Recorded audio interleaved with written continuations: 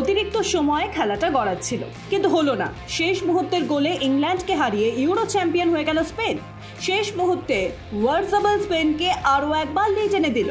England ম্যাচে আর ফিরতে পারল না। শেষ পর্যন্ত ইংল্যান্ডকে 2-1 গোলে হারিয়ে চতুর্থবারের মতো ইউরো চ্যাম্পিয়ন হলো স্পেন।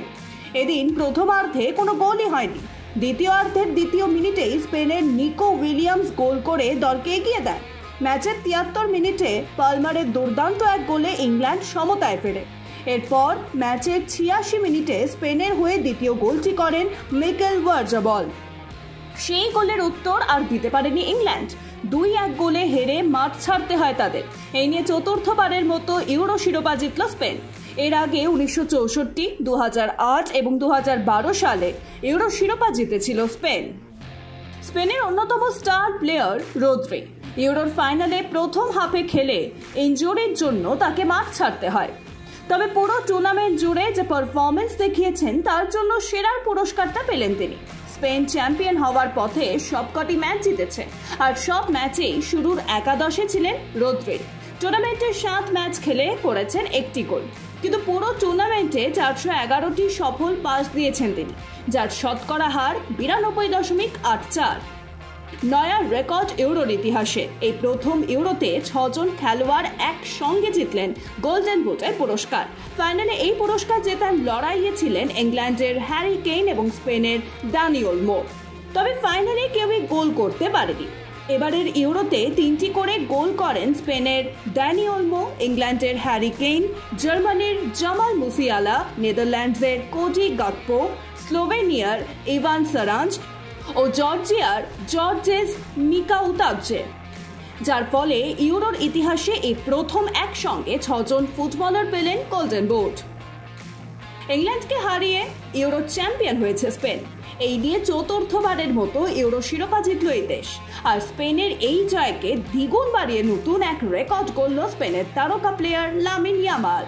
এদিন ইয়ামাল ভেঙে দিলেন কিংবদন্তি পেলের রেকর্ড। 1958 সালের 17 বছর 249 দিন বয়সে বিশ্বকাপ জিতে এতদিন সবচেয়ে কম বয়সে কোনো মেজর টুর্নামেন্ট জেতা প্লেয়ারের রেকর্ডটা নিজের করে রেখেছিলেন পেলে।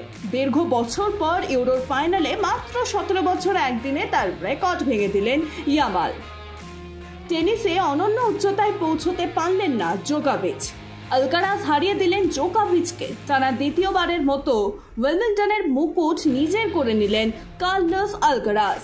সেন্টার কোর্টে রবিবার রাতে পুরুষ এককের ফাইনালে নাস্তানাবুদ হয়ে এই স্প্যানিশ তরুণের কাছে জোকোভিচ হেরে গেলেন 6-2, 6-2, 7-6 সেটে। আর্জেন্টিনার জার্সিতে এই ম্যাচটি ছিল দি ম্যারিয়ার শেষ ম্যাচ। আরেক কিংবদন্তি লিওনেল মেসিরও ছিল এটা শেষ ম্যাচ। আর আবেগের ফাইনালটা রঙিন করে তুললেন এল মার্টিনেজ। অতিরিক্ত সময়ের 112 মিনিটে তার গোলেই টানা দ্বিতীয়বারের মতো কোপা আমেরিকার চ্যাম্পিয়ন হলো আর্জেন্টিনা। এদিন ম্যাচ শুরুর আগে কলম্বিয়ার উগ্র সমর্থকদের কারণে 1 ঘন্টা 20 মিনিট ছিল খেলা বন্ধ। এরপর পুনরায় ম্যাচ শুরু হলে আক্রমণ এবং প্রতি আক্রমণে গোলশূন্য সমতায় শেষ 2 অর্ধই শেষ হয়। তবে এদিন মাঠে সবচেয়ে বড় অঘটনটি ঘটে প্রথমার্ধের 35 মিনিট মেসির চোট পাওয়ায়। বাকি সময় ঠিকমতো খেলতে না পারায় 66 মিনিট তাকে মাঠ থেকে বেরিয়ে যেতে হয়। নির্ধারিত 90 মিনিটও শেষ হয় গোলশূন্য সমতায়।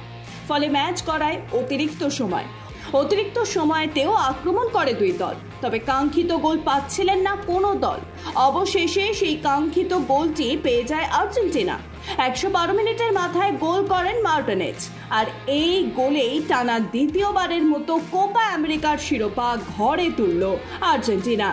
সেই সঙ্গে কোপার ইতিহাসে এককভাবে সর্বোচ্চ 16 বার চ্যাম্পিয়ন হলো আর্জেন্টিনা।